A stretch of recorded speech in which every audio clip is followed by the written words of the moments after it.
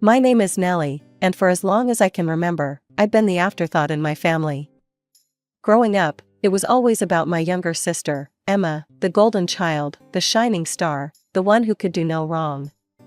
Emma was the daughter my parents had always dreamed of having.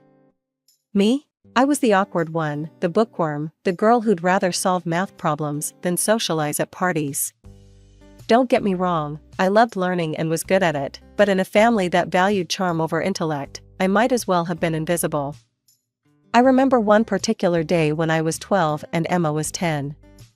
We were at a family barbecue, and I had just won a regional spelling bee. I was bursting to share the news with anyone who'd listen. Mom, Dad, guess what? I ran up to them, certificate in hand. I won the spelling bee. My mother glanced at me, her eyes quickly darting back to Emma, who was doing cartwheels on the lawn. That's nice, dear, she said distractedly. Emma, sweetie, be careful. You might get grass stains on your new dress. I stood there, certificate crumpled in my fist, watching as relatives cooed over Emma's athletic prowess. No one asked about my achievement. No one cared. Our parents' favoritism wasn't subtle. Emma got new clothes, I got hand-me-downs. Emma got dance lessons, I got library cards. Emma got praise and attention, I got used to disappointment. As we grew older, the pattern continued. Emma blossomed into a beautiful teenager, popular and vivacious. I retreated further into my books and numbers, finding solace in the worlds where merit mattered more than charm. Nellie, why can't you be more like your sister? Became a common refrain in our household. It was usually followed by, Emma, darling, you're perfect just the way you are. I tried not to let it bother me. I told myself that one day, my hard work and intelligence would pay off. One day, I'd show them all that I was worth something too. As I entered high school, I threw myself into my studies with renewed vigor. I was determined to excel, to make achievements so impressive that even my parents couldn't ignore them. But as it turned out, I was fighting a losing battle against the golden glow of Emma's popularity. In my junior year, I reached what I thought would be the pinnacle of my academic career. I won the state math competition. It was a grueling contest, pitting the brightest minds against each other in a battle of numbers and logic. When they announced my name as the winner, I felt a surge of pride and hope. Finally, I thought, I'd done something truly extraordinary. I rushed home that day, trophy in hand, eager to share the news with my family. But as I burst through the door, I was met with the usual scene, my parents hovering around Emma, who was trying on a new costume. Mom, Dad, guess what? I said, breathless with excitement. I won the state math competition. My mother glanced up, a distracted smile on her face. Oh, that's nice, dear. Emma, honey, turn around. Let's see how it looks from the back. My father didn't even look up from adjusting Emma's costume. Good job, Nellie. Emma, are you sure this is the right size? It seems a bit tight around the shoulders. I stood there, trophy in hand, feeling utterly deflated. But, it's the state competition. I beat out hundreds of other students. That's great, sweetie, my mother said, not really listening. Emma has a big performance this weekend. We need to make sure everything's perfect. And just like that, my moment of triumph was overshadowed once again by Emma's latest endeavor. I retreated to my room, placing the trophy on my desk where it gathered dust, unnoticed by anyone but me. When it came time for college applications, I poured my heart and soul into every essay, every form. I was determined to get into the best school possible, to prove once and for all that I was worth something. The day the acceptance letters arrived was one I'll never forget. I'd been accepted to a prestigious university with a full scholarship to study financial analysis. My hand shook as I read the letter, tears of joy and relief streaming down my face. I found my parents in the living room, Emma sprawled across the couch between them. I got in, I said, my voice trembling with emotion. Full scholarship to study financial analysis at. Oh my God, Emma suddenly shrieked, jumping up from the couch. I forgot. I need a new costume for my performance next week." And just like that, the spotlight shifted. My parents leaped into action, grabbing their keys and wallets. I stood in the empty living room, acceptance letter clutched in my hand, listening to the sound of the car pulling out of the driveway. They didn't come back until late that night, arms laden with bags full of Emma's new costume and accessories. My acceptance? It was never mentioned again. As I threw myself into my studies at university, Emma's life took a different turn. She enrolled in the local community college, more focused on her social life than her academic pursuits. It wasn't long before she started dating John, her high school sweetheart. I immersed myself in the world of financial analytics, finding a sense of purpose and validation I'd never experienced before. For once, my intelligence and work ethic were recognized and appreciated. I made a few close friends who shared my passion for numbers and analysis. It felt like I was finally where I belonged. Meanwhile, back home, Emma's life was progressing exactly as our parents had always dreamed. She married John right after graduating from college, in a lavish ceremony that my parents spared no expense for. I stood by as a bridesmaid, feeling like an outsider in my own family once again.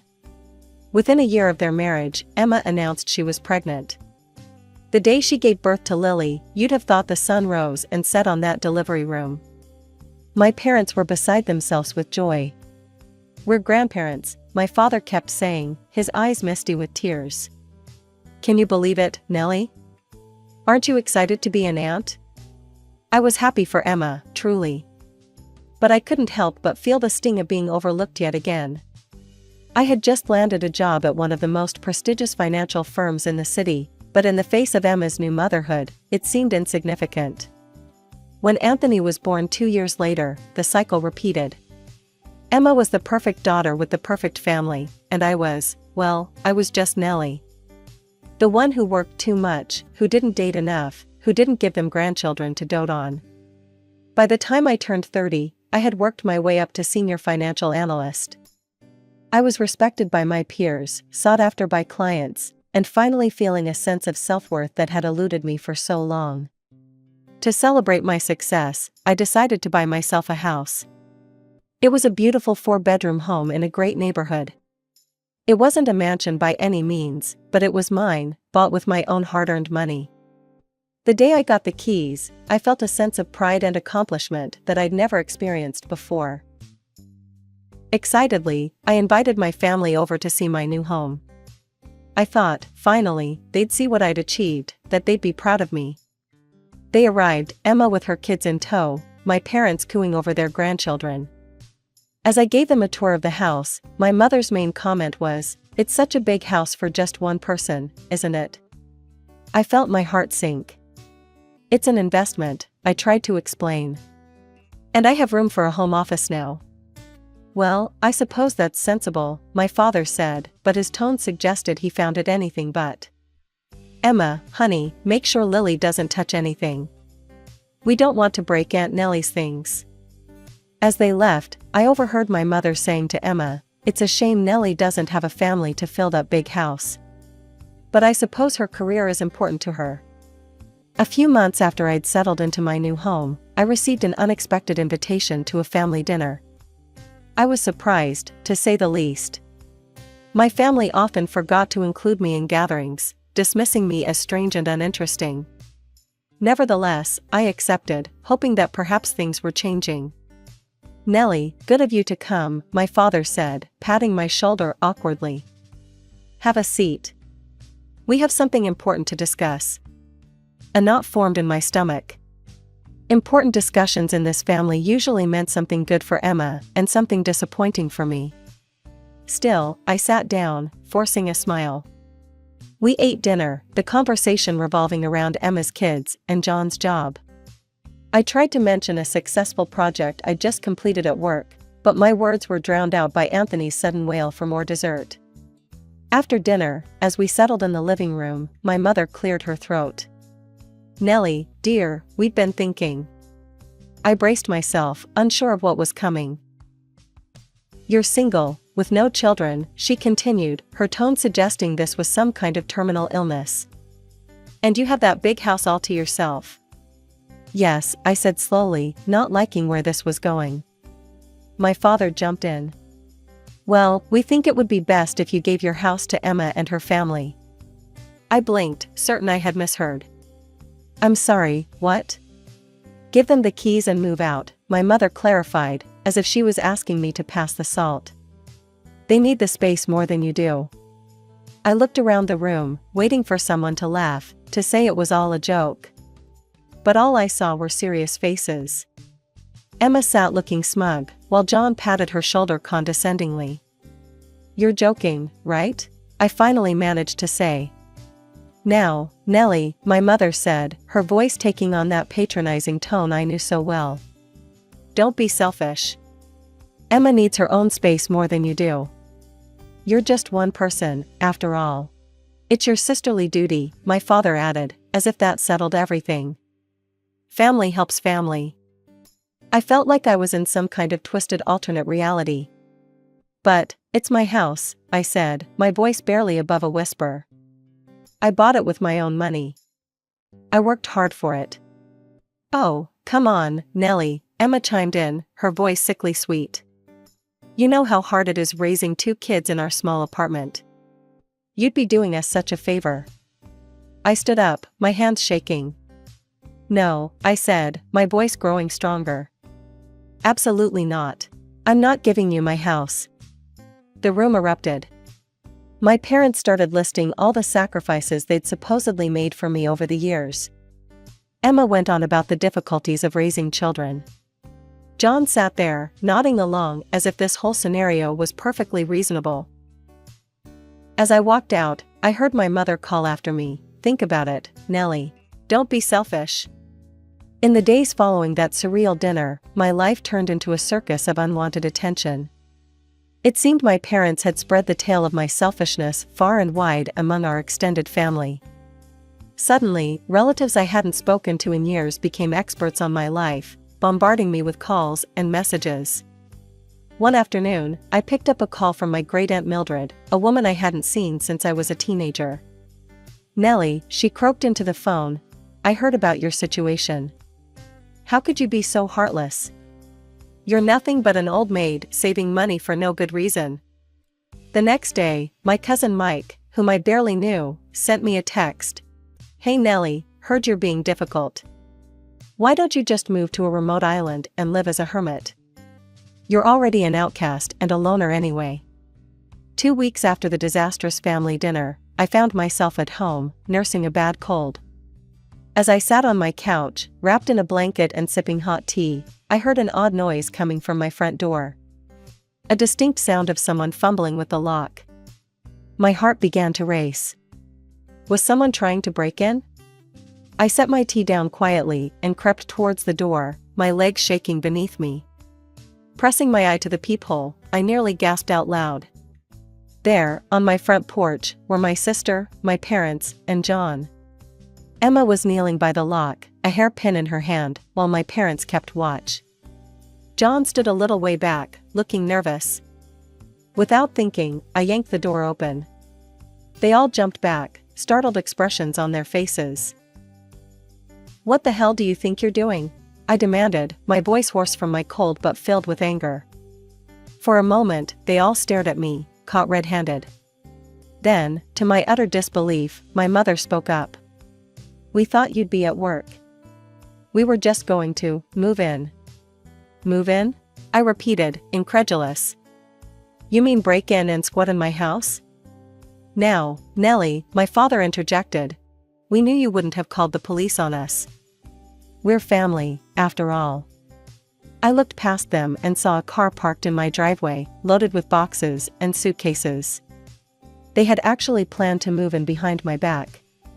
Get off my property, I said, my voice low and dangerous. Now, or I will call the police. I pulled out my phone and dialed 911, holding it up so they could see. Last chance, I said. Leave now. They stared at me for a long moment, disbelief written across their faces. Then, slowly, they began to retreat. I watched them drive away, my whole body shaking. Once they were out of sight, I closed the door, locked it, and slid down to the floor, my back against the solid wood. The very next day, I contacted a security company and had surveillance cameras installed around the perimeter of my property. These weren't just any cameras, they came with a voice recording function. But technology alone wasn't enough. I'd always wanted a dog, and now I had the perfect reason to get one. I headed to the local animal shelter, determined to find a companion who could also serve as a guardian. That's where I met Max. He was a large, mixed-breed dog with intelligent eyes and a wary demeanor. The shelter worker told me his story. He'd been abandoned by his previous owners for being too protective. I saw past his gruff exterior to the loyal, loving dog underneath. Max and I bonded quickly. At home, he was gentle and affectionate, always by my side. But when strangers approached the house, he transformed into a vigilant guardian, his deep bark a warning to anyone who might think of trespassing. I set up a beautiful kennel in the backyard for Max, complete with a cozy doghouse and plenty of toys. He seemed to love it, often lounging in the sun-dappled grass when he wasn't patrolling the perimeter. For 2 months, life was peaceful. But a work emergency called me out of town for a weekend. I was reluctant to leave, but my neighbor, Mrs. Johnson, assured me she'd take good care of Max. She adored him, often bringing him treats and taking him for walks when I worked late. I left feeling relatively at ease. But on the second night of my trip, my phone rang. It was Mrs. Johnson, and she sounded frantic. "Nellie, dear, there's been an incident," she said, her voice shaking. "Max, he bit the stranger. Chased them right out of the yard and down the street. The police are here now." I caught the first flight back, my mind whirling with possibilities. When I arrived home, I was met with a scene straight out of my nightmares. My parents' car was parked in front of my house. Emma was there, looking both angry and smug. And to my horror, there were 2 police officers standing in my driveway. I approached cautiously. "What's going on here?" One of the officers stepped forward. "Ma'am, we've had a complaint about your dog attacking someone. Can you tell us what happened?" Before I could respond, Emma cut in. "Her monster of a dog attacked my husband. Jumped right over the fence and bit him. He could have been killed." Suddenly, everything clicked into place. The bite, it had been John. "That's not true," I said firmly. "My dog was protecting my property from intruders. If your husband was bitten, it's because he was trying to break into my house." Emma's face turned an ugly shade of red. "Liar, put that beast down before it hurts someone else." My parents, who had been oddly quiet, now chimed in. "We'll be pressing charges," my father said, a gleam in his eye. "You'll have to pay for John's medical bills, of course." The officer looked between us, clearly sensing the family tension. "Ma'am, due to the complaint, we're going to have to take your dog to the kennel for evaluation. If he's deemed aggressive, he may have to be put down." My heart sank as I watched animal control load Max into their van. He looked at me with confused, sad eyes, and I felt tears well up in my own. As the officers and animal control drove away, my mother approached me. In a low voice, she said, "You know, Nellie, all of this could have been avoided if you'd just given us the house. It's not too late. Give us the house, and we'll drop the charges. Otherwise, well, you know what happens to aggressive dogs."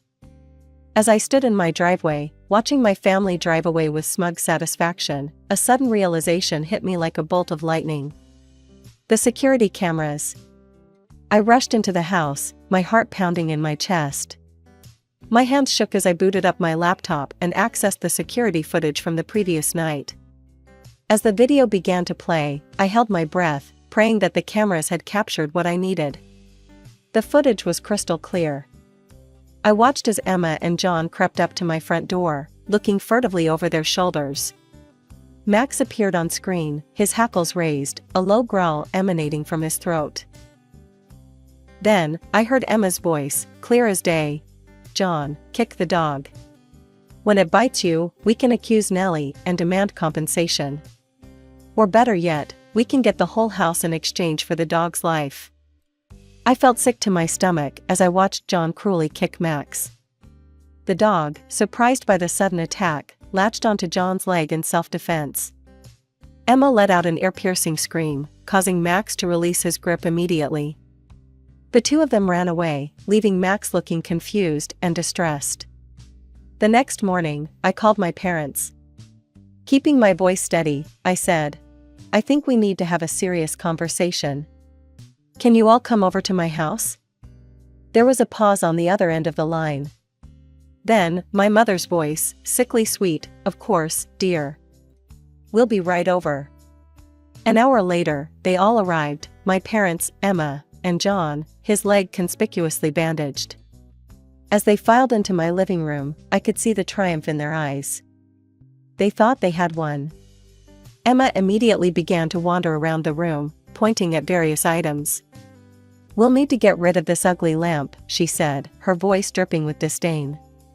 "And this couch simply won't do. We'll replace it with something more family-friendly." I bit my tongue, letting her continue her presumptuous tour of my home. Finally, I cleared my throat. "Before we discuss anything," I said, my voice calm despite the anger boiling inside me, "I think you should watch something." I gestured towards the large TV mounted on the wall. "Please, have a seat. All of you." Confusion flickered across their faces, but they complied, settling onto the couch. Emma perched on the armrest, a look of irritation on her face. As the security footage played on the screen, I watched the color drain from my family's faces. Their expressions morphed from confusion to shock, and finally to horror as they realized their scheme had been caught on camera. Emma was the first to break the stunned silence. It was just a prank," she sputtered, her voice shrill with panic. "We didn't mean any harm." John nodded vigorously, wincing as the movement jostled his injured leg. "Yeah, just a joke that got out of hand. No need to make a big deal out of this, right?" My parents, however, seemed to grasp the gravity of the situation. My father leaned forward, his face ashen. "Nellie, sweetheart, let's not be hasty. There's no need to make this public. We can work this out as a family." I couldn't help but smile, a cold, humorless expression that made them all flinch. "It's a bit late for that, don't you think?" I said, glancing at my watch. "And speaking of late, I believe we have some guests arriving." As if on cue, there was a knock at the door. I opened it to reveal two police officers, whom I had called earlier that morning. "Perfect timing," I said, ushering them in. "Officers, I have evidence of an attempted break-in and a malicious attempt at blackmail." What followed was a flurry of activity. I explained the situation to the police, showing them the damning security footage. They listened gravely, then moved to detain Emma and John. As the officers read them their rights, my parents broke down in tears. "Nellie, please," my mother sobbed. "Don't do this. We're family." I felt a twinge of sadness, but it was quickly overshadowed by years of pent-up hurt and resentment. "You should have thought of that before you tried to steal my home and hurt my dog," I said coldly. "I think it's time for you to leave." They left in tears, following behind as Emma and John were escorted to the police cruiser. That evening, with a weight lifted off my shoulders, I went to the animal shelter to bring Max home. He was overjoyed to see me, his tail wagging furiously as he covered my face with kisses. "Let's go home, buddy," I whispered, hugging him tightly. The following weeks were a whirlwind. Emma and John were arrested and stood trial. With the clear evidence from my security cameras, they were found guilty of attempted breaking and entering, as well as attempted blackmail. They were slapped with a hefty fine, which was awarded to me, and given suspended sentences. I made the decision to cut off all communication with my immediate family. However, I felt it was important that the rest of the family knew the truth. I sent a detailed account of what had transpired, along with copies of the security footage, to all our extended relatives. The response was overwhelming. Aunts, uncles, and cousins who had once berated me for my selfishness now sent messages of support and apology. My parents, Emma, and John found themselves ostracized from family gatherings, their actions deemed unforgivable by even the most forgiving relatives. As for me, life took a turn for the better. I continued to excel at my job, finding more satisfaction in my work than ever before. Max and I settled into a comfortable routine, enjoying long walks in the park near our home. It was on one of these walks that I met Greg, a kind-hearted software engineer with a golden retriever named Luna.